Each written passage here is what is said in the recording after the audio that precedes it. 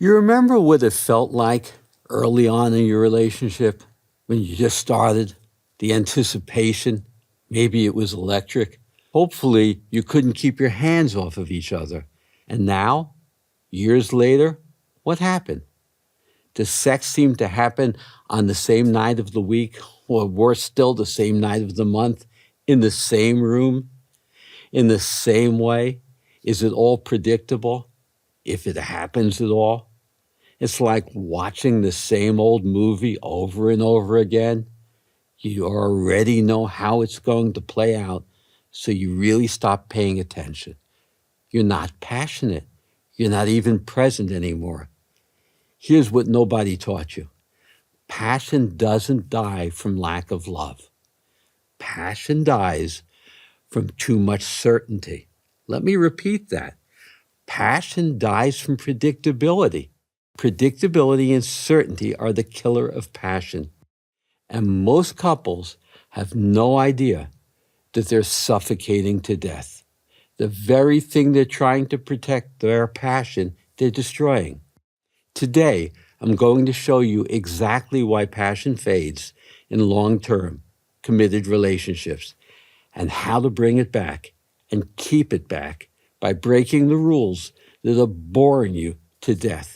Please let me know what you think about the tips I'm providing you to restore and recreate passion. Let me know what works for you and what doesn't. You ever sit by the fireplace, start a great fire, watch the logs start to spark up? It's a great feeling, the warmth of those logs on fire. What happens after a time, though? If you don't stoke the logs, the fire goes out. Exactly the same thing happens with passion. If we don't stoke the passion, it goes out. I'm going to be introducing to you the benefits of embracing uncertainty and the perils of too much certainty and predictability. My book, The Possibility Principle, is all about how to embrace uncertainty and possibility. We live life from false reality. We think things are fixed and inert and not moving. Not true. And that's what causes so much of the grief in our lives. Passion being one. Quantum physics reveals that everything is in a perpetual state of flow, and uncertainty is the rule of the universe. Now, uncertainty is full of awe and excitement. It's what gets us to pay attention. We don't know what's coming next. But in a committed relationship, we forego uncertainty and default to predictability. That is the death knell of passion. Uncertainty is exciting. Falling in love was uncertain, wasn't it? Why do we fall out of love?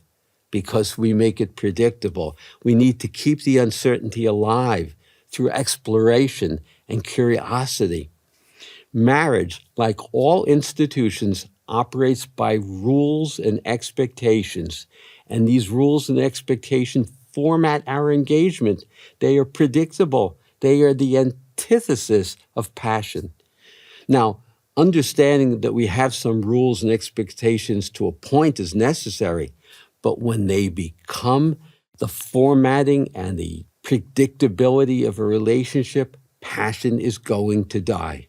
When we become indoctrinated to predictability, guess what happens? We go to sleep. Your sex life disintegrates. Everything becomes rote and predictable. And even if you are having sex now and then, it's not all that exciting. Once again, we're not really present. The great writer Oscar Wilde wrote, "Uncertainty is the essence of romance." Let's think about that. Makes sense. Falling in love is uncertain. But now what happens over time? We make our relationship predictable. I wrote in my book, The Possibility Principle, if uncertainty is the essence of romance, then predictability is the death knell of romance. It is the death knell of sex and passion.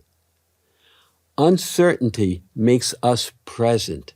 We don't want to know how a sports event is going to end. We don't want to know how the movie is going to end. We are engaged and passionate and excited because we don't know what's coming next. Certainty and predictability suffocate passion. Boredom sets in. Once our relationships, once our words, and once our actions become predictable and rote, nobody is present, nobody is paying attention, and guess what? That ain't passionate.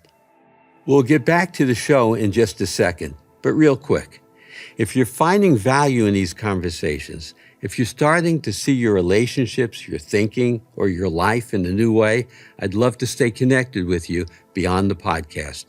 I send out thoughts, insights, reflections, and practical tools straight to your inbox, things that can help you apply what we talk about here so your own life and relationships can prosper. So if you want to keep the conversation going, head to the link in the show notes and sign up for my email list. It's free, and I think you'll find it genuinely useful. Okay, back to the show. Now, how to have and maintain a passionate sex life requires stepping back from predictability. You know, so many people end up having sex by appointment. Either they literally make an appointment or they fall into routine. It's the same night, in the same room, in the same way. Nothing varies. There's no curiosity. There's no playfulness. It becomes regimented. Or sex becomes used in a relationship as a control mechanism or a reward for good behavior or punishment for bad behavior. And our sex lives also become hurried and perfunctory. What should they really be? They should be emotionally alive and awake and intimate and spontaneous. Again, not focusing on the outcome, but focusing on wonder and play and curiosity, not regimentation, not sex by appointment. When you're having sex, do you talk to each other? Do you share your fantasies? Do you open up to play and curiosity? Or do you close your eyes and succumb to predictability? I have found this predictability through my many, many hours of marriage counseling to be the core element of the default into passionless relationships. Stoking the fire. Let's take a look at what that looks like. I created an exercise some years ago with a couple struggling around the vitality in their sexual relationship. I proposed that they leave their house in separate cars, go to a local bar or a restaurant with a bar, not that you have to be drinking alcohol, but whatever, and sit down at the bar and play a game whereby they don't know each other. They're strangers. And have a conversation and try to pick each other up. But when you're doing this, you can't be talking about your children. You can't be talking about anything familiar. You don't know each other. When you don't know each other, which is where you were when you first met, it's passionate. It's full of wonder. Another technique I employed with this couple was, and it was in a session alone with him, and I don't mean to be sexist in this approach, that the man has to initiate the sex, but it's just the way I did it. I had him book a table for dinner at an inn. There were rooms, and there was a restaurant. And I told him to secure and reserve a room in advance, not tell his wife what was going on. And when he went out to use the men's room, to actually acquire the key to the room. Now, when dinner was over and he paid the check, he took her by the arm and instead of heading to the parking lot, headed to her room. Instead of going home to the same house and dismissing the babysitter, there was this excitement. There was this vitality. It was new. It was spontaneous. It was passionate. Bring passion back into your lives by breaking out of the bondage of predictability and certainty. That's how you do it. Instead of experimenting and being playful with wonder, with curiosity, we get stuck inside the constriction of these boundaries. We have to melt those boundaries away. We have to come into the sense of oneness and playfulness. Passion is about oneness. Two separate people for a period of time become more like one. Let's also talk about the difference between sex as opposed to making love. Love making transcends the physical. When you're making love, you're fully engaged. You're immersed in each other's physical being and spiritual being. Sex tends to be focused just on the result, on the climax, on the orgasm, which is very exciting. But the experience needs to be scintillating all along the way. You know, the distinction between making love and having sex can blur. Ordinary sex is grounded just in the result, just in the climax. Making love requires vulnerability, no fear about your performance, no concerns about how you're seen. Here's your uncommon sense. To keep your sex life exciting and awake and alive, or to recreate your sex life and your passion, remember, predictability and conformity is the death knell of passion. This has been Uncommon Sense.